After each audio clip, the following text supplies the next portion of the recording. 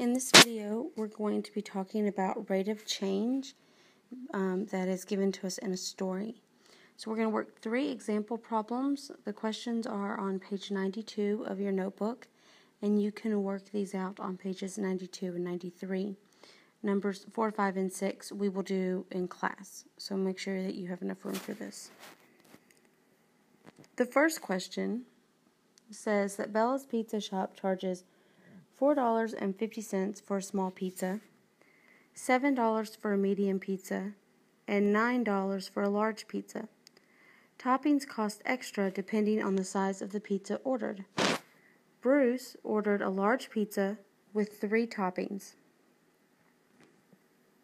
and a total of $12.60.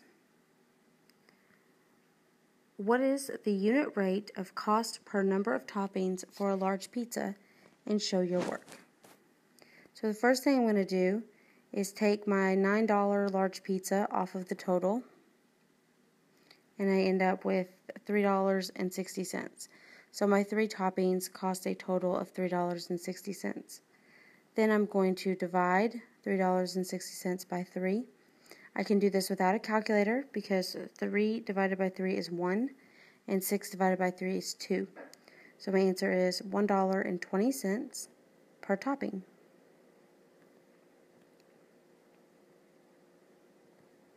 If you need to go back and watch that again, then make sure that you understand how I did all of that, okay?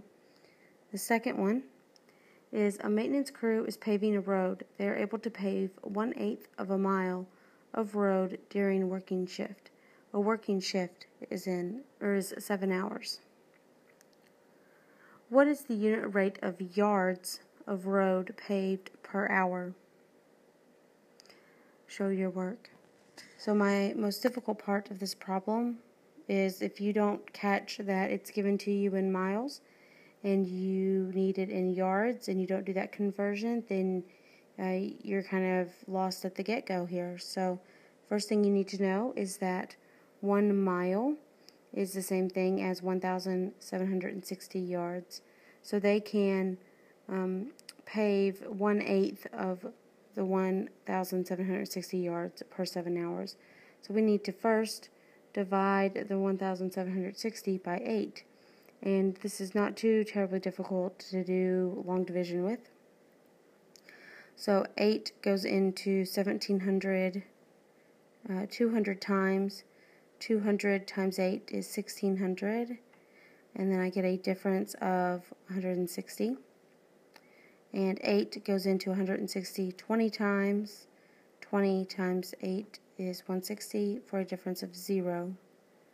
So I'm done. So we get 220 yards per 7 hours. And now I can look at what is it per hour. So I have to do 220 divided by 7. And again, these numbers aren't too bad, so we can use long division. 7 goes into 220 30 times, and 30 times 7 is 210, which leaves us with 10 left over, and 7 will go into 10 one time. 1 times 7 is 7. Subtract and we get 3. Now I can add the 0 to the end of the 3 because I'm working in the decimal part of this number now. And we have 7 goes into 30 4 times, and 4 times 7 is 28. Subtract and get 2. Put another 0. 7 goes into 20 2 times.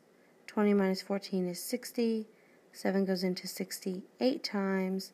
60 minus 56 is 40. 7 goes into 40. So it's just going to keep going. So we're going to approximate this. That's why I changed my equal sign to approximation symbol. So 220 yards per 7 hours is approximately 31 yards per hour. And that's our final answer. The number 3, 120 teenagers attend the community center's dance. Each ticket costs $5. The community center's expenses for the dance are $140 for the DJ and $60 for other expenses. What is the profit the center made in dollars for each ticket sold? Show your work. So we have income and we have expenses. Our income, we first need to multiply 120 times 5. And I'm going to think of this as 100 plus 20. And 100 plus 5, or times 5 is 500. And then 20 times 5 is 100. So 500 plus 100 is 600. Again, you don't need a calculator on this one, just need to know how to manipulate those numbers and make them work easier for you. Then we turn our attention to the expenses, where we have 140 plus $60, and we get a total of 200. It wants to know about the profit. Well, the profit is the income minus the expenses. So in this case, our income is $600, and we're going to subtract $200 for a profit of $400. And the question is asking, what is our profit per ticket? So that is $400 per 120 tickets sold. So we're dividing here to find out what one ticket would be. I'm not going to actually do long division on this one. I'm going to treat it like a fraction and simplify it down without a calculator. The first thing I can do is divide both of them by 10, and I get 40 twelfths. Then I notice that they are both divisible by 2, so that's 20 over 6. Again, they're both divisible by 2, so that is 10 over 3. And 10 thirds is the same as 3 and 1 third, which is in money form would be approximately $3.33. So I have to change my equal sign to an approximation sign, and I get that it is approximately $3.33 per ticket. So it's a big idea. Unit rate occurs when the denominator on a rate is equal to 1. And first you got to know what a rate is. So a rate would be something like dollars over hours. And notice that they are different units. So a unit rate is when you have dollars over 1 hour, and the 1 is the key to unit rate. It's not considered unit rate if the denominator is anything other than 1. Hopefully you were taking notes on page 92.